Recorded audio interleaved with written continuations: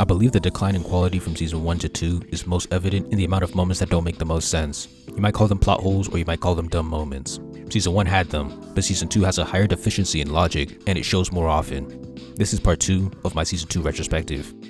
Here's the list of illogical moments that I gathered from season 2. I hate the soft reboot because it's such a lazy move. The writers allowed Lelouch to be a student just so that they could recreate season 1 episode 1 in season 2 episode 1. Why wouldn't Charles just kill him or put him in prison? The explanation of the season 1 cliffhanger is bad. Kallen should have just shot Suzaku. In this season, she starts with no grudges against Zero and follows him loyally. So why did she hesitate in season 1? Because of the plot. Like I said before, erasing Lelouch's memories instead of killing him is too convenient. In my video dedicated to this subject, I go into more detail on the poor writing choices. Lelouch says he can't lie to Nunnally, but he already lied multiple times in season 1. The moment with Rollo's time stop was cool though. Shirley's death was stupid. She had no reason to go back into the building, and she accomplished nothing. What was she, with no combat abilities, planning to do? Suzaku told the guards to protect her, and they just watched her leave. It was a sad moment, but the strings that were pulled to get there were so forced. C2 losing her memory was also dumb. It just happened, and the explanation that comes later is worse. Lelouch lying to Suzaku about how Euphimia and Shirley died was stupid. He could have told him that his Geass lost control and it was an accident, and that Rollo killed Shirley and he tried to save her, but he lies for the plot. It gets worse because this is used against him later. Suzaku forgiving Lelouch is questionable. I'm specifically talking about the first time Lelouch begs for his help. The second time they work together makes sense. Saving Nunnally shouldn't be enough for him to work with Lelouch, especially after all the ideological crap he's been spouting up until now. The Black Knight's betrayal is dumb and is the lowest point of the entire story in my opinion. They stopped following him because they learned that he had the power to manipulate people. A. That doesn't erase all the good he's done for the Japanese and the weak. B. I was under the impression that all of the knights were down with the ends justify the means.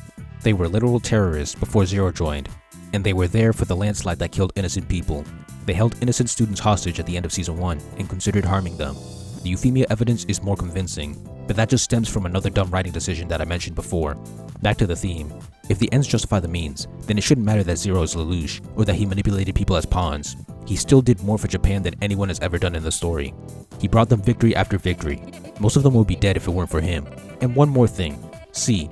How is what Lelouch did different from any of the great leaders in Code Geass? Cornelia, Schneizel, Charles, etc.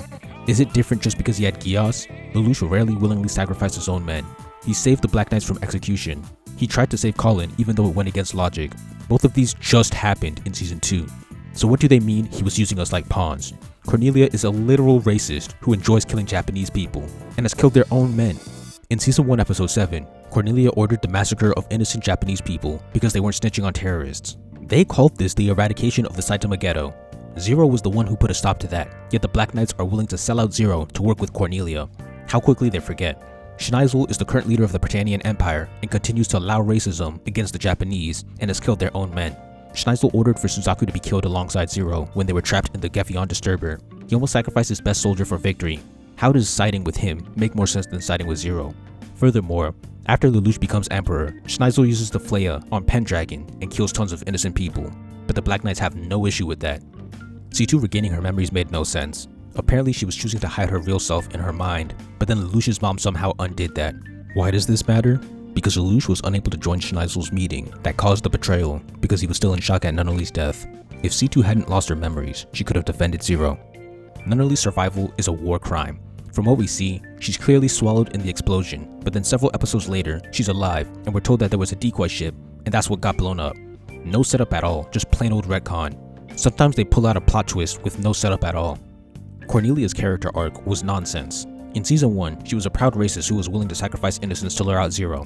What event changed her to the point where she would stand against Schneizel's methods? She perpetuated racism against the Japanese, but now she has the audacity to say, peace attained by force is not peace. There is no event in the story that would convince me that she changed this much. Cornelia surviving direct gun machine fire after taking backshots and laying on the floor with no aid is another war crime. Guilford surviving the Flea when we see him swallowed by it is another war crime. Suzaku and Kallen fighting to a draw is questionable. Suzaku had the live curse on him and beat the Knight of One, who could see into the future. Meanwhile, Kallen lost to Shinkei earlier in the season. My last gripes are with characters facing consequences. The ending was great, but people like Schneizel and Cornelia did not deserve to end the story with their lives. They just did too much evil to get a happy ending in my opinion. The terrorists were at least fighting for a just cause, but the royal family was fighting to keep their power and maintain the current social status. Overall, the writers wanted to move the story in certain directions, but instead of logically building it up, they took the shortest road possible and it led to forced, out-of-character moments. The supernatural stuff wasn't a plot hole, but it shouldn't have been in the story. The Sword of Akasha, the religious order, the parallel world, the collective unconscious, all of that was out of place. The supernatural was supposed to enhance the thematic conflict, not distract from it. The main thematic ideas in the story are stopping racism, defending the weak, and the ends justify the means. What does a bunch of cultists trying to kill a god, be immortal, and remove lies from the world have to do with that? They're pulling a Madara before Madara, but Naruto had two advantages. The first is that each villain and story arc had their own theme, which allowed Madara to do his own thing. Naruto never had a singular theme that was the focus of the entire story. The second was that it made more sense in the world of Naruto, because Genjutsu already existed. Madara just wanted to put the world in an eternal Genjutsu, because he thought that the world was too cruel. There isn't all this cult and collective unconscious nonsense that is pulled out of a hat.